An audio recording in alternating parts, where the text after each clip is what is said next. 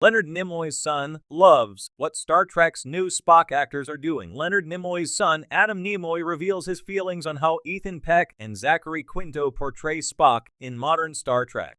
Of course, Leonard Nimoy originated the role of Mr. Spock in Star Trek, the original series, and portrayed the iconic Vulcan on television and feature films up to his death in 2015. Zachary Quinto portrayed Spock in a Star Trek movie trilogy directed and produced by J.J. Abrams, while Ethan Peck currently portrays Lt. Spock on Star Trek: Strange New Worlds. In an interview with CinemaBlend to promote his new book, The Most Human, Reconciling with My Father, Leonard Nimoy, Adam Nimoy was asked his thoughts on Ethan Peck's portrayal of Spock on Star Trek: Strange New Worlds.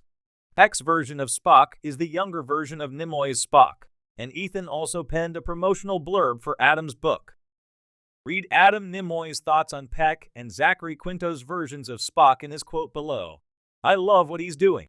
He brings his own sensibility to it. It's a different character, but I think it's perfectly fine. It's lovely what he's doing. I really admire him, and look, it's so challenging to take on a role like that.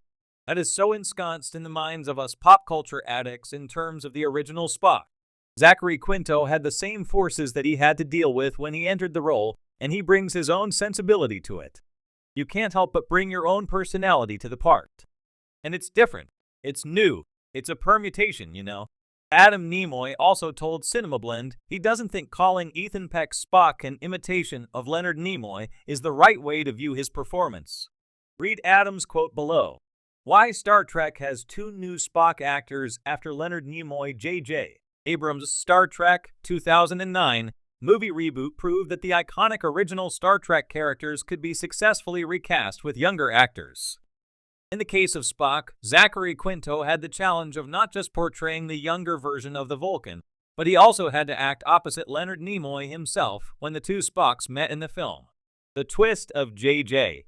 Abrams' Star Trek movies is that time travel created an alternate Kelvin timeline, so Quinto's young Spock lives his life in a new reality different from the past experiences of Nimoy's aged Ambassador Spock.